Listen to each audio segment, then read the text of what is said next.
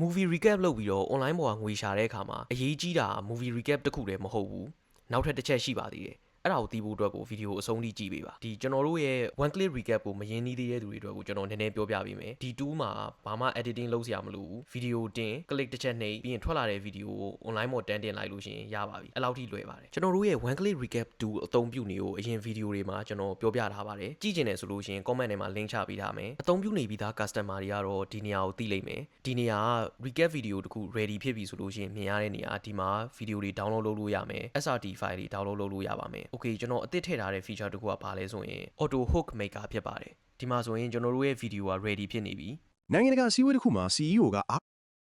တန်ကလည်းပြောစရာမရှိအောင်ကောင်းတယ်ဆိုတော့အောက်ကိုတစ်ချက်ဆွဲလိုက်မယ်ဆိုရင်ဒီမှာ generate hook ဆိုတဲ့ဟာကိုတွေ့လိမ့်မယ်အခုနေရာဗီဒီယို download လုပ်တဲ့နေရာဖြစ်ပါတယ်ဒီအောက်မှာဆိုရင် upload မလုပ်ခင် title description တွေ generate လုပ်လို့ရမယ်အဲ့မှာ hook တွေထုတ်မယ်ဆိုတော့တွေ့ပါလိမ့်မယ်ဗျ okay အဲ့ဒီမှာမဟုတ်မနှိပ်ချင်ဘူးဆိုရင်နောက်တစ်နေရာရှိတယ်ဗီဒီယိုရဲ့အောက်တဲ့မှာတင်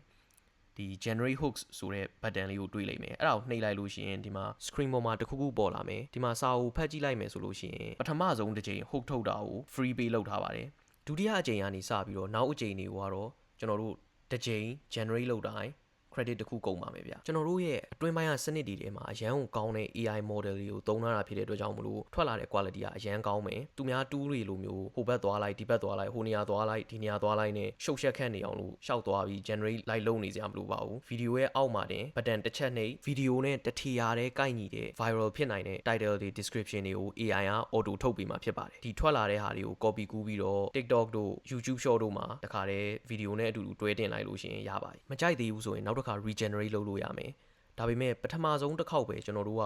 free ပေးထားတာဖြစ်တဲ့အတွက်ကြောင့်မလို့နောက်ထပ် generate လုပ်တိုင်း credit တစ်ခုကုန်ပါမယ်ဗျဒီမှာဆိုရင်မကြိုက်မချင်း regenerate လုပ်လို့ရနေမှာဖြစ်ပါတယ် okay ဒီမှာ AI က auto ထုတ်ပေးတဲ့ဟာတွေကိုတခုမှမကြိုက်ဘူးကိုယ်တိုင်ဘယ် platform မှာတင်မယ်ဘယ်လို hook ပုံစံမျိုးလိုချင်တယ်ဆိုတာကိုအသေးစိတ်လုပ်ချင်တယ်ဆိုလို့ရှိရင်ကျွန်တော်တို့ဒီအောက်မှာသွားပြီးတော့အဲ့ဒီ open hook maker ဆိုတာကိုနှိပ်လိုက်ဒါဆိုရင်ကျွန်တော်တို့တခြားနေရာတစ်ခုကိုရောက်သွားမယ်ဒီမှာဆိုရင်ကျွန်တော်တို့ရဲ့ project CEO1 ဆိုပြီးရွေးထားပြီးသားဖြစ်နေမယ် okay ဒီမှာဆိုရင်တွေ့တဲ့အတိုင်းပဲကျွန်တော်တို့ဘယ်မှာ post မလဲဘယ်မှာတင်မလဲဆိုတာကိုရွေးလို့ရမယ်ဒီမှာ YouTube long video တို့ Instagram တို့ YouTube short တို့ TikTok တို့အစုံရှိမယ်ကျွန်တော်ကတော့ YouTube short ကိုရွေးပြီးတော့ continue နှိပ်လိုက်မယ်ဗျ okay နောက်တစ်နေရာကိုရောက်ပြီဆိုလို့ရှိရင်ဒီမှာကျွန်တော်တို့ဘယ်လိုဘာတွေထုတ်ချင်တာလဲဆိုတာကိုရွေးလို့ရမယ်ဒီမှာ title ရှိမယ် description hashtags ပြီးရင် thumbnail ထဲမှာထည့်မဲ့စာတွေပြီးရင် hook တွေအစုံရွေးလို့ရမယ်ကျွန်တော်ကတော့လောလောဆယ်3ခုပဲထုတ်မှာဖြစ်တဲ့အတွက်ကြောင့်မလို့3ခုရွေးပြီး continue နှိပ်မယ်နောက်ဆုံးတစ်နေရာရောက်ပြီဆိုလို့ရှိရင်ဒီမှာ AI ရဲ့အရေးသား style ပေါ့နော်အဲ့မှာစိတ်ကြိုက်ရွေးလို့ရကျွန်တော်ကကြတော့ဒီမှာ curiosity ပေါ့အဲ့လိုမျိုးအဲ့ဒါကိုသဘောကျတဲ့အတွက်ကြောင့်မလို့ရွေးလိုက်မယ်ပြီးရင်မြန်မာစာကိုရွေးမယ်ဒီမှာဆိုရင်ကျွန်တော်တို့အမျိုးအစားဘယ်နှခုထုတ်မှာလဲဆိုတာကိုလည်းရွေးလို့ရမယ်ဗျကျွန်တော်တို့လောလောဆယ်3ခုပဲထုတ်မယ်အဲ့ဒါဆိုရင် credit တစ်ခုကုန်ပါမယ် okay ကိုစိတ်ကြရွေးပြီးဆိုလို့ရှိရင် generate hook ဆိုတာကိုနှိပ်လိုက်မယ်ဒါဆိုရင် AI က generate လုပ်နေပြီဖြစ်တဲ့အတွက်ကြောင့်မလို့ကျွန်တော်တို့ခဏစောင့်မယ်